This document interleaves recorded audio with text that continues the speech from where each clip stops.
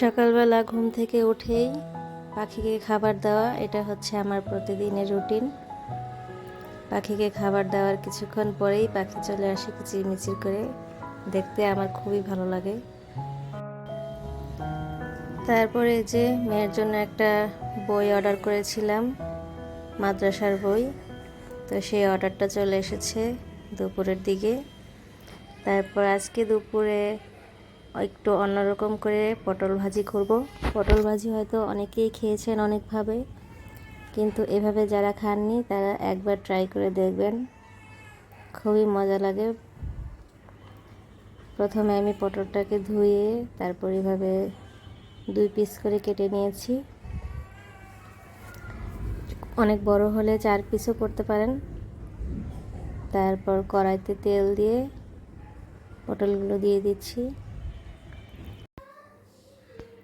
এই পটল ভাজিতে অনেক বেশি উপকরণ দরকার হয় না, শুধু কয়েকটা উপকরণ দিয়েই এই ভাজিটা করা যায়, কিন্তু খেতে অনেক মজাদার হয়।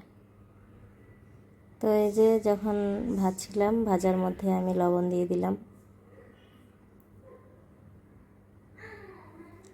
লবণটা দিয়ে একদম যখন পটলটা সিদ্ধ হবে সেই পর্যন্ত পটলটাকে ভাজবো।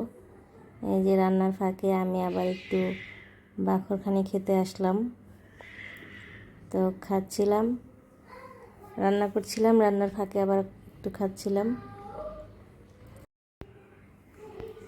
এই যে পটলটা সিদ্ধ হয়ে গিয়েছে ভাজার মধ্যেই, আমি কিন্তু এটা ঢেকে সিদ্ধ করিনি, এটা ভাজতে ভাজতে সিদ্ধ করেছি। যখন পুরোপুরি সিদ্ধ হয়ে যাবে, এই যে এরকম কালার চলে আসবে, তখন আমি এর মধ্যে পেঁয়াজ আর কাঁচামরিচ দিয়েছি। পেঁয়াজের পরিমাণটা একটু বেশি দিবেন। তারপরে যে দেখুন পেঁয়াজটা যখন আবার একদম ভাজা ভাজা হয়ে গিয়েছে, প্রায় বেরেস্তার কাছাকাছি হয়েছে, এই পর্যায়ে আমি হলুদ দিয়েছি। পেঁয়াজটা একদম পুরো ভাজা হয়ে গেলে তখন দিতে যাবেন না, তখন আবার পেঁয়াজটা একদম পুড়ে যাবে, কালো হয়ে যাবে। তো হলুদ দিয়ে যখন পেঁয়াজটা একদম বেরেস্তার মতো ভাজা হয়েছে, সেই পর্যায়ে আমি চুলাটা অফ করে দিয়েছি। অফ করে দিয়ে এই যে পটল নামিয়ে নিয়েছি, আমার পটল ভাজি হয়ে গিয়েছে। খুবই সহজ একটি রেসিপি, যাদের ভালো লাগবে অবশ্যই ট্রাই করবেন। আমার কোনো ভুল ত্রুটি হলে ক্ষমা সুন্দর দৃষ্টিতে দেখবেন। আমার ভিডিওটি এই পর্যন্ত যারা দেখেছেন তাদেরকে অনেক ধন্যবাদ। সবাই অনেক ভালো থাকবেন। আসসালামু আলাইকুম।